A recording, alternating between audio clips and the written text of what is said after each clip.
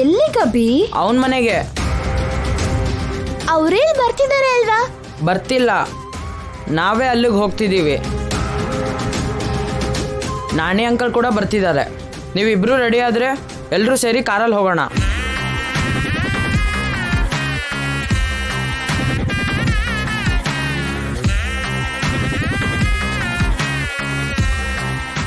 ಏನು ಹಾಗೆ ನೋಡ್ತಿದ್ದೀರಾ?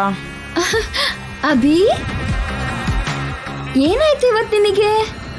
ಹೌದಣ್ಣ, ಹೊಸ ರೀತಿಲಿ ವರ್ತಿಸ್ತಿದ್ಯಾ. ಯಾವಾಗ್ಲೂ ಆ ಮನೆಗೆ ಹೋಗ್ಬೇಡ ಅನ್ನೋನು ಇವಾಗ ನೀನೇ ರೆಡಿ ಆಗೋ ಅಂತಿದ್ಯಾ. ಅವನು ಇಲ್ಲಿಗೆ ಬಂದ್ರು, ನಾವು ಅಲ್ಲಿಗೆ ಹೋದ್ರು, ನಿನಗೆ ಸಂತೋಷ ಅಲ್ವಾ ಅಮ್ಮ? ಅಂದ್ರೆ ಅಮ್ಮನಿಗೋಸ್ಕರ ಒಪ್ಕೊಂಡಿ ಅಣ್ಣ? ನಿನಗೋಸ್ಕರ ಕೂಡ. ಆ ಮನೆಗೆ ಹೋಗೋದು ಅಂದರೆ ನಿನಗೆ ತುಂಬ ಇಷ್ಟ ಅಲ್ವಾ? ನಾನು ಒಳ್ಳೆ ಅಣ್ಣ, ಥ್ಯಾಂಕ್ ಯು. ನಾನು ಕೂಡ ನಿನಗೆ ಥ್ಯಾಂಕ್ಸ್ ಹೇಳ್ತಿದ್ದೀನಿ ಅಬ್ಬಿ. ನನ್ನ ಅರ್ಥ ಮಾಡ್ಕೊಂಡಿದ್ಯಾ. ರಾತ್ರಿ ಅಂದ ಮಾತುಗಳಿಗೆ ಎಲ್ಲಿ ಬೇಜಾರು ಮಾಡ್ಕೊಂಡಿದ್ಯೋ ಅನ್ಕೊಂಡೆ. ಕೋಪ ಮಾಡ್ಕೊಂಡು ಸುಮ್ಮನೆ ಇರ್ತೀಯ, ಊಟ ಮಾಡಲ್ಲ ಅನ್ಕೊಂಡಿದ್ದೆ. ಹೇಗಾದ್ರೂ ಈ ಮನೆ ಖಾಲಿ ಮಾಡ್ಬೇಕು ಅಂತ ಹಠ ಮಾಡ್ತೀಯಾ, ಒತ್ತಾಯ ಮಾಡ್ತೀಯಾ ಅನ್ಕೊಂಡಿದ್ದೆ. ಆದ್ರೆ ಇಷ್ಟು ಬೇಗ ನಿನ್ನಲ್ಲಿ ಬದಲಾವಣೆ ಬಂದಿರೋದಕ್ಕೆ ತುಂಬಾ ಸಂತೋಷ ಆಗ್ತಿದೆ ಅಬ್ಬಿ.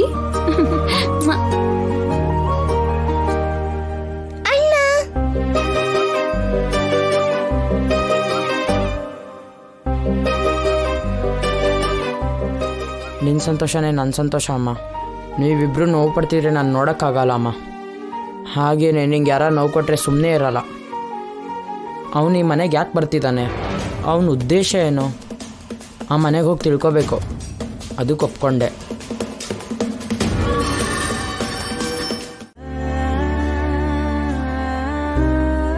ಗಂಗಾ ಮಕ್ಕಳು ಈ ಮನೆಗೆ ಇವತ್ತು ಬರ್ತಾ ಇದ್ದಾರಲ್ವಾ, ಏನ್ ಮಾಡ್ತೀಯ ಜೈ? ಇದು ಗಂಗನ ಮನೆ ಅಜ್ಜಿ. ಗಂಗಾ ಓಡಾಡಿರೋ ಮನೆ.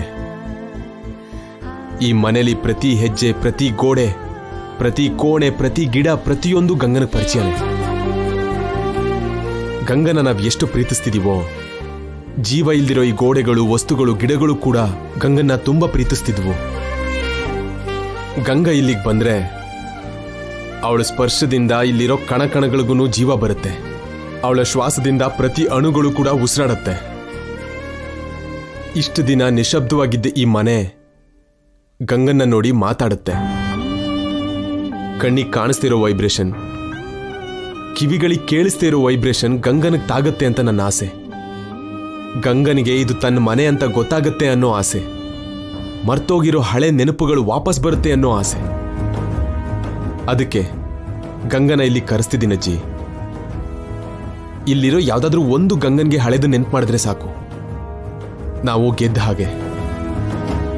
ಇದು ನಮ್ಮ ಮನೆ ಅಲ್ಲ ಅಜ್ಜಿ, ಗಂಗನ್ ಹೃದಯ, ಗಂಗನ್ ಅಂತರಂಗ, ಅವಳ ಅಂತಃಪುರ, ಅವಳ ರಾಜ್ಯ. ಇಲ್ಲಿ ಕಾಲಿಡ್ತಿರೋ ಅಂತ ಆ ರಾಣಿಗೆ ಭವ್ಯ ಸ್ವಾಗತ ಕೋರೋಣ. ಹಳೆದನ್ನ ನೆನಪು ಮಾಡೋಣ. ಹಾಗೆ ಆಗ್ಲಿ ಜೈ. ನಿನ್ ಸಂಕಲ್ಪಕ್ಕೆ ಆ ದೇವ್ರ ಸಹಾಯ ಮಾಡ್ಲಿ ಅಂತ ಬೇಡ್ಕೋತೀನಿ.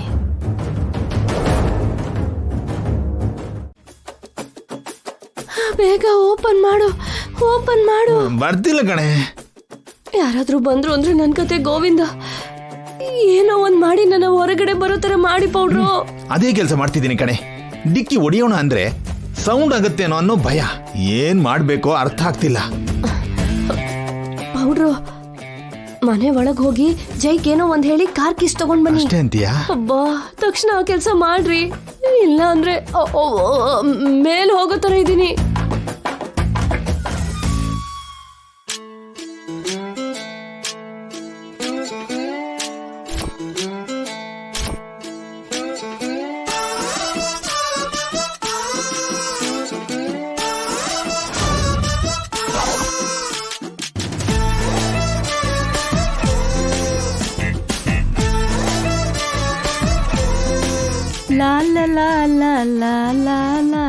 ಅಣ್ಣ, ಇನ್ನು ಇಲ್ಲೇ ಇದ್ದೀರಲ್ಲ, ಏನ್ ಮಾಡ್ತಿದ್ದೀರಾ?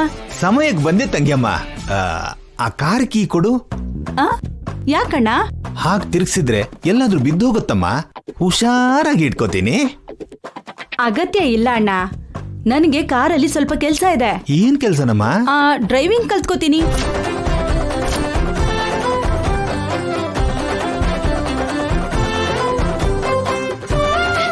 ವಯಸ್ಸಲ್ಲಿ ನಿಂಗೆ ಎಂತ ಹಣೆ ಬರಹನೆ, ಈಗಷ್ಟೇ ಕಲ್ತಿದ್ ಸಾಲಲ್ವಾ? ಏನಣ್ಣ ಏನೋ ಮೈಂಡ್ ವಾಯ್ಸ್ ಅಂತಿದ್ದೀರಾ? ಹೇಳಿದ್ದು ನಾನಲ್ಲಮ್ಮ, ಅವಳು. ನನ್ನೇ ಸಿಕ್ಕಾಕಿಸ್ತಿದ್ದಿಲ್ಲ ಪೌಡ್ರು. ಆ ಡಿಕ್ಕಿ ಕಡೆ ತೋರಿಸ್ತಿದ್ದೀರಲ್ಲ, ಒಳಗೆ ಯಾರಾದ್ರೂ ಇದಾರಾ? ಹಾ, ಡಿಕ್ಕಿಲಿ ಯಾರಿರ್ತಾರಮ್ಮ? ಹೆಚ್ಚು ಅಂದ್ರೆ ಸ್ಟೆಪ್ನಿ ಇರುತ್ತೆ. ಆದ್ರೂ ಈ ಏಜಲ್ಲಿ ನಿನ್ಗೆ ಡ್ರೈವಿಂಗ್ ಯಾಕಮ್ಮ? ಆಕ್ಸಿಡೆಂಟ್ ಆಗುತ್ತೆ ಅಲ್ವಾ? ಪರವಾಗಿಲ್ಲ ಅಣ್ಣ, ನಮ್ ಹತ್ರ ಕಾರ್ಗೇನ್ ಕೊರತೆನಾ? ಡ್ರೈವರ್ಸ್ಗೆ ಕೂಡ ಕೊರತೆ ಇಲ್ಲ ಅಲ್ವೇನಮ್ಮ?